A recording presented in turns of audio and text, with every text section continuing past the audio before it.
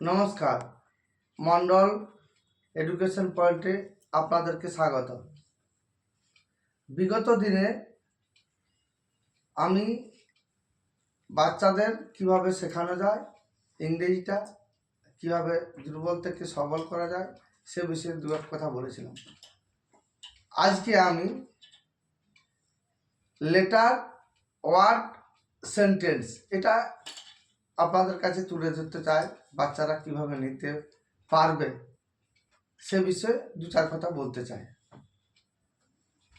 Letter, word, লেটারের পরের ধাপ হচ্ছে ওয়ার্ড, অর্থাৎ ওয়ার্ডে আসতে গেলে আমাকে লেটারটা জানতে হবে। সেরকম ওয়ার্ডের পরের ধাপটা সেন্টেন্স, অর্থাৎ সেন্টেন্স জানতে গেলে আমাকে ওয়ার্ডকে জানতে হবে।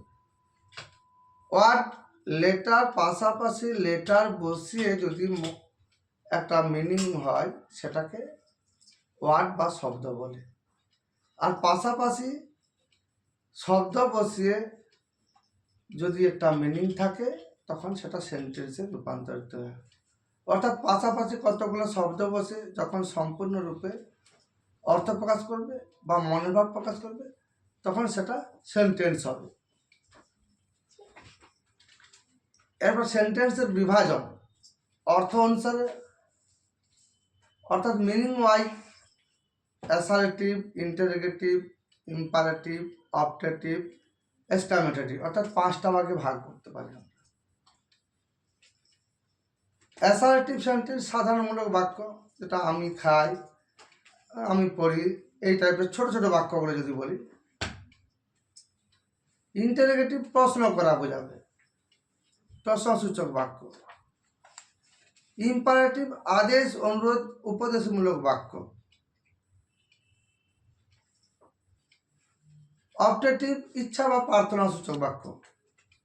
এক্সক্লামেটরি আবেগ সূচক বাক্য।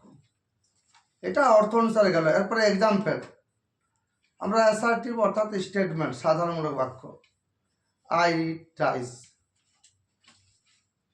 এটাকে ভাগ করছে অ্যাসার্টিভকে দুটো ভাগে, affirmative, negative. I eat rice, I do not eat rice. এরপরে এটাকে ইন্টারোগেটিভ যদি করি, একটা সেন্টেন্সে এক্সাম্পল দিয়ে আমি যদি ইন্টারোগেটিভ করি, do I eat rice, do I it not rice. এইভাবে বিভাজনটা করি, তাহলে বুঝতে সুবিধা হয়। তাহলে assertive, interrogative. Imperative, please give me a glass of water, আদেশ বোঝাবে, অ্যাডভাইস বোঝাবে, অর্থাৎ অর্ডার, অ্যাডভাইস, রিকোয়েস্ট এই সেন্টেন্সের মধ্যে হবে। Do not run in the sun, এই টাইপের এক্সাম্পল হবে। ইচ্ছা বা প্রার্থনা সূচক বাক্য, ভগবান তোর মঙ্গল করুন, গড ব্লেস ইউ, এই টাইপের ওয়ার্ড। এক্সক্লামেটরি, যে ওয়ার্ড বা শব্দের দ্বারা বা বাক্যের দ্বারা আনন্দ, দুঃখ, ঘৃণা, বেদনা, তার বাবা মারা গেছে, আমি খেলায় জিতেছি, we have one the match, তাহলে হ্যাপি করে we have one the match. He died, তিনি মারা গেলেন, দুঃখ। আই হেট ইউ, হেট ঘৃণা বোঝাচ্ছে। এটা গেল মিনিং ওয়াইজ সেন্টেন্সের বিভাজন। এরপর হচ্ছে সিম্পল, কমপ্লেক্স, কম্পাউন্ড, আবার বিভাজনটা হচ্ছে। অর্থাৎ ফরমেশন ওয়াইজ সেন্টেন্স যদি বলি আমরা, সাধারণমূলক বাক্য, সিম্পল সেন্টেন্স। আমি ভাত খাই, এটা সাধারণমূলক বাক্য। সে স্কুলে যায়, সাধারণমূলক বাক্য, সিম্পল সেন্টেন্স। কমপ্লেক্স সেন্টেন্স, যদি তুমি পড়ো তাহলে তুমি পরীক্ষায় পাস করবে, বা যদি তুমি পরিশ্রম করো, if you working hard you succeed in the exam. যদি তাহলে, যদি তবে, যদি সে আসে তবে আমি যাব,